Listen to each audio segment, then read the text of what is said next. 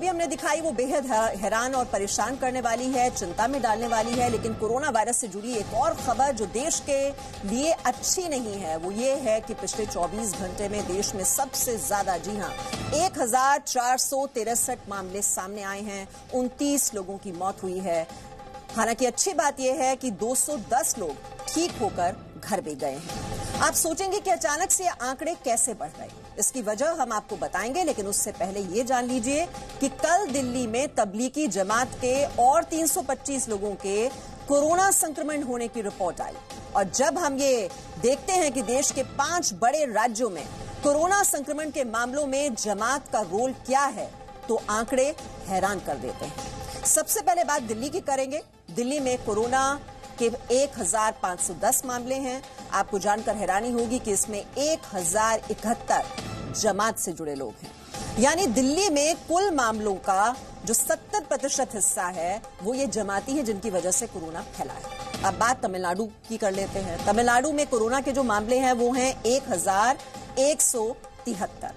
इनमें 1058 लोग जमात से जुड़े हैं। यानी जमातियों ने दिल्ली से करीब 2000 किलोमीटर दूर तमिलनाडु तक कोरोना वायरस के कैरियर्स का काम किया। तमिलनाडु में आप देखिए ये जो प्रतिशत है, 90% जो मामले हैं वो जमातियों से जुड़े हैं। ध्यान से सुनिएगा, ये बहुत ही डराने वाला सच है। उत्तर प्रदेश में कोरोना संक्रमण के जो कुल मामले हैं वो 657 हैं। इनमें से आधे से ज्यादा 375 केस जमात से जुड़े हैं। यूपी में कोरोना संक्रमण में जमातियों का जो योगदान है वो लगभग 57% का है। आगे बढ़ते हैं और बात महाराष्ट्र की कर लेते हैं।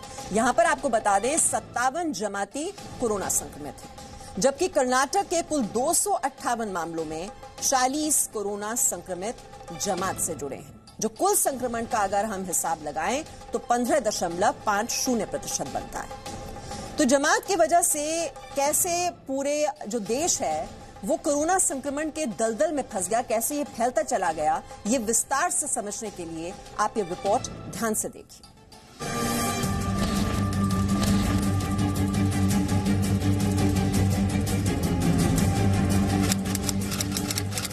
14/4/2020 यानी संपूर्ण लॉकडाउन का 21वां दिन। बहुत मुमकिन था कि इस तारीख को हिंदुस्तान दुनिया के सामने एक उदाहरण बनकर निकालता। 135 करोड़ के इस देश ने कोरोना को 21 दिन में हरा दिया होता। लेकिन तबलीगी जमात से जुड़े लोगों ने देश की मुहिम को न सिर्फ चोट पहुंचाई, बल्कि देश को 19 दिन का एक और लॉकडाउन लागू करना पड़ा। देश के 21 राज्य और केंद्र शासित प्रदेशों में मरकज के जमातियों ने कोरोना को फैला दिया। देश के जिन राज्यों में मरकज में पहुंचे लोग वायरस फैला चुके हैं वो भी देख लीजिए।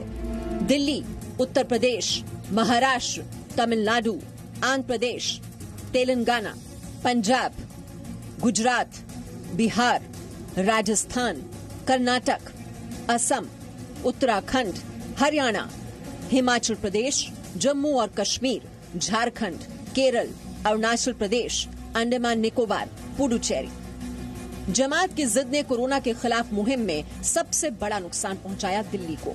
मार्च की इन तस्वीरों में देखिए दिल्ली के निजामुद्दीन के मरकज में कैसे भीड़ लगी रही।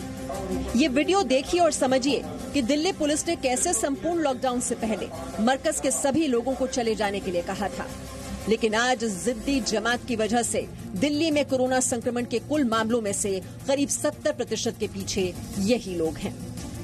तबलीगी जमात से निकले लोगों की वजह से दिल्ली में कोरोना के मामलों में एक बड़ी वृद्धि देखी जा रही है। अगर हम दिल्ली की बात करें तो दिल्ली में इस वक्त तकरीबन 1510 मामले कोरोना के हैं, लेकिन इनमें से 1071 मामले सिर्फ तबलीगी जमात से जुड़े हुए लोगों के हैं। और लगातार जो दिल्ली सरकार है, जहां जहां पर भी ये तबलीगी जमात के लोग गए हैं उनको आइडेंटिफाई कर रही है, उन लोगों को लगातार ट्रेसिंग की जा रही है। बड़ी संख्या में तबलीगी जमात के लोग क्वारंटाइन में भी है।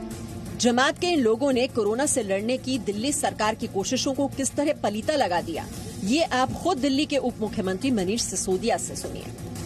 दिल्ली में केसेस ज्यादा होने की एक वजह यह है कि इंटरनेशनल फ्लाइट्स जो आई और इंटरनेशनल फ्लाइट्स के जो फ्लायर्स थे उन लोगों को दिल्ली में ही रखा गया, तो वो भी दिल्ली के काउंट में शामिल होते हैं। दूसरा, मरकज की वजह से और उसके स्प्रेड की वजह से जो केसेस आए वो भी एक बड़ी संख्या है। ये है एशिया की सबसे बड़ी झुग्गी बस्ती धारावी। आलीशान इमारतों के बीच मुंबई की ऐसी जगह जहां सबसे ज्यादा घनी आबादी है, लेकिन आज ये इलाका कोरोना का हॉटस्पॉट है और इसके पीछे की वजह है तबलीगी जमात। धारावी में सबसे पहला कोरोना का संक्रमण एक गारमेंट फैक्ट्री के मालिक में हुआ। उसके घर में निजामुद्दीन मरकज से लौटे 10 लोग रहे थे। ये लोग केरल जाने से पहले 22 मार्च से 24 मार्च तक उसके घर में रहे। केरल जाने से पहले 4 लोग उससे मिलने भी आए थे। जमातियों के संपर्क में आने से ही गारमेंट फैक्ट्री का मालिक संक्रमित हुआ। 1 अप्रैल को उसकी मौत हुई और धारावी पर कोरोना के खतरे का एहसास हुआ। उस गारमेंट फैक्ट्री मालिक के संपर्क में कई लोग आए थे, जिसके बाद से धारावी में कोरोना के फैलने की पुष्टि हुई और संक्रमित लोगों की तलाश शुरू हुई। उसमें एक बड़े हॉस्पिटल के सर्जन की पत्नी है। सर्जन ने मरकज के कार्यक्रम में हिस्सा लिया था। धारावी में अब तक कोरोना के 55 पॉजिटिव मामले सामने आए हैं, जबकि 7 लोगों की मौत हुई है। पूरे महाराष्ट्र की बात करें तो महाराष्ट्र से तकरीबन 1400 लोगों ने दिल्ली के निजामुद्दीन में आयोजित तबलीगी जमात के मरकज में शिरकत की थी। इनमें से 1350 लोगों को टेस्ट किया गया है, जबकि 50 लोग अब भी लापता है। इन 1350 लोगों में से अब तक 755 लोगों के टेस्ट करवाए गए, जिनमें से 50 लोग पॉजिटिव पाए गए। तकरीबन 500 से ज्यादा लोगों की रिपोर्ट आना अब भी बाकी है। वीडियो जर्नलिस्ट मंगेश भिसे के साथ नित्यानंद शर्मा, जी मीडिया, मुंबई।